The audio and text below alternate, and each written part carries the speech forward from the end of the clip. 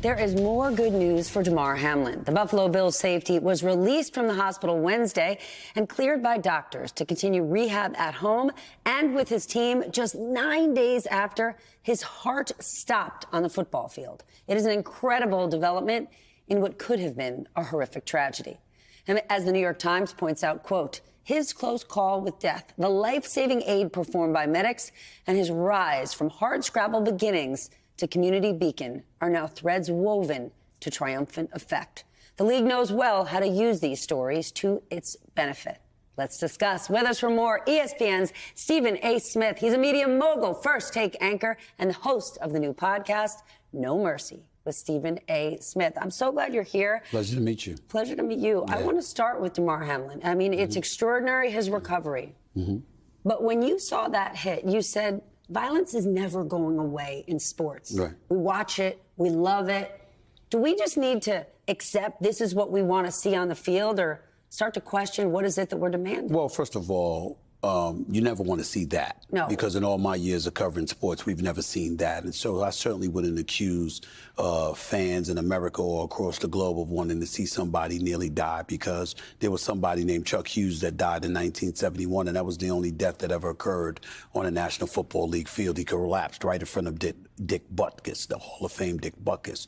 So we understand that. But as it pertains to the violence, you're talking about the days of the Roman gladiators, for crying out loud, where sports involved life and death. That's not literally the case for the most part, and we recognize that, but there's boxing, there's UFC, and of course there's the National Football League. And they talk about these collisions equating to a truck, a car accident going at over 50 miles an hour. It's incredibly violent, but that's what the NFL sells. It's not violence per se, but there's a lot of skill and talent that go with it. But obviously violence comes with it, and the players sign up for it. They know what they're risking, and the fans love it, and they're not going anywhere because the NFL is king by a mile.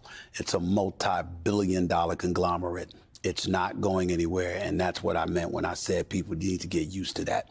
People sign up for it. They look forward to it, and if you're the home team, you want somebody put on their backside. You want them to get up. You want them to be safe. You want them to be healthy. But if you got to rattle their cage a little bit to win a football game, that's what fans want, no matter what they say. But then let's go to Miami. Tua is not going to play this weekend. Yeah. Failed concussion protocols. Yes. None of this pushes the NFL to say, we got to make this game safe. Well, I'm talking about the fans. As it pertains to the National Football League office, I think that they've exhausted measures, and they're going to continue to strive to exhaust measures. I know the executive VP of the NFL, Troy Vincent, personally. I've known him for over a quarter century. An incredibly good man, incredibly conscientious, and somebody that played a significant role in those medics being available on both teams to assist Damar Hamlin.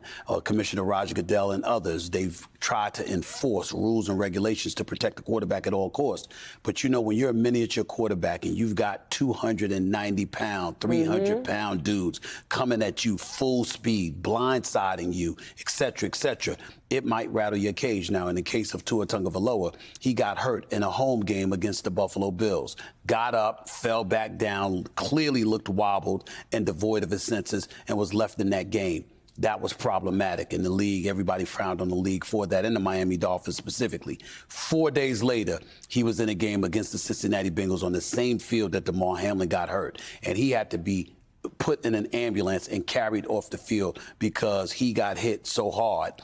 He was concussed, and it looked like rigor mortis kicked in, for crying out loud. That's how scary it was. Weeks later, he's back on the football field. He's playing well, and then he literally finishes a game. And the next day, they discovered he's concussed, and he hasn't played over the last couple of weeks. So it's definitely a concern. The NFL is going to do what it can. All I want everyone to understand is the games will continue, because that's what the fans want. And when you look at the fans, everybody can point to the league all they want to. When you have a product that fans crave for, it doesn't go away. Sounds like Facebook. It's reality. It's true. Let's ask about a different reality. We are now approaching, there will only be two black coaches left in the NFL. Yeah. I know you got a view on that. Well, of course I do.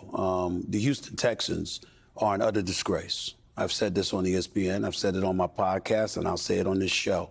Well, you got an issue with the whole state of Texas. Well, I don't like Dallas Cowboy fans. The Cowboys organization doesn't bother me, but the fans get on my last nerve. But that's a different subject for another day, and it's all in fun.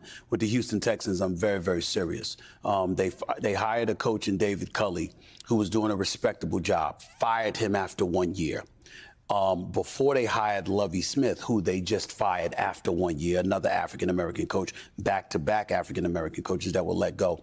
I want to remind everybody that they were interested in hiring an individual by the name of Josh McCown. He was a quarterback that spent 12 years in the National Football League, good football mind, cerebral guy. Everybody respected him. Stephanie never coached on any level. He was a volunteer assistant coach at a high school. And word got out that the Houston Texans were interested in him, and only then did they shift gears and go in the direction of a Lovie Smith. Even Josh McCown, according to reports anyway, said, I really appreciate it, but there are people far more qualified than me to be coaching a National Football League too, because he knew he didn't have a resume. Yet they were interested in hiring this man before they hired a black man. When you consider the history of the National Football League, particularly since Art Shell became the head coach of the Oakland Raiders in the 80s at the time, there's been about 191 head coaches that have been hired in the National Football League. About 24 have been black. And this is in a league where 70% of the players are black. It is a message. We understand what that message is. The NFL is concerned about it, but the owners don't seem to give a damn about that.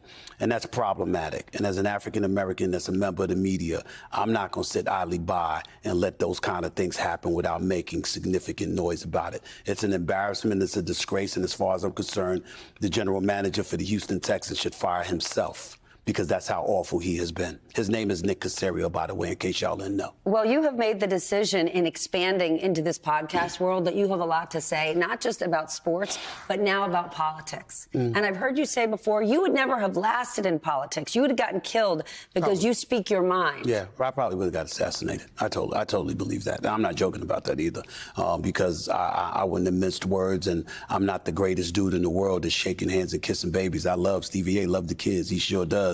But in the same breath, you know what politicians like to do in terms of smiling in folks' face and what have you. Not all of them, not even most of them, but some of them you would like to see better behavior. But at the end they're of the not day, shaking hands or kissing babies right now. Well, not right now. Did you see what happened on the House floor last week? Well, I saw what happened on the House floor, but that was Republican infighting, and 20 Republicans decided to get in the way of the wishes of 200 to 201 who wished for Kevin McCarthy to be the Speaker of the House. Obviously, when we think about Capitol Hill, it's a shame at times, because to me, my wish is for decorum.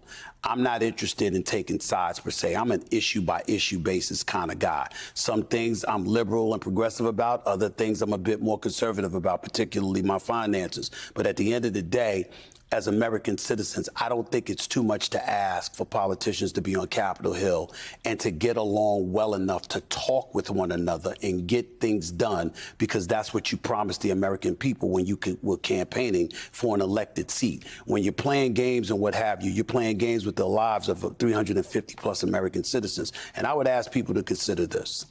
Do you realize the times that we're living in with the nonsense that goes on Capitol Hill? The work is in the campaign. Once you're elected, all you literally have to do is show up and pull a lever for your side of the fence.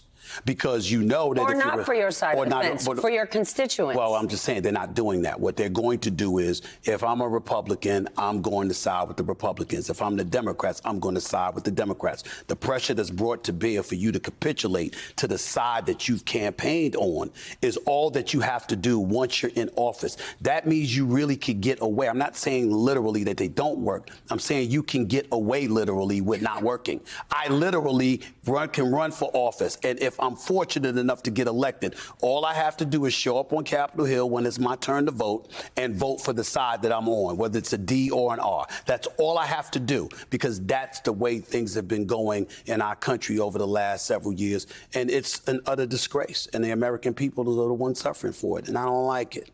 All right, then. Stephen A. Smith, thank you so much. Thank you. And for those elected officials, I might say you can go into work and don't just vote D or R. Do a little more work than that. And make sure to check out his new memoir coming out Tuesday, Straight Shooter.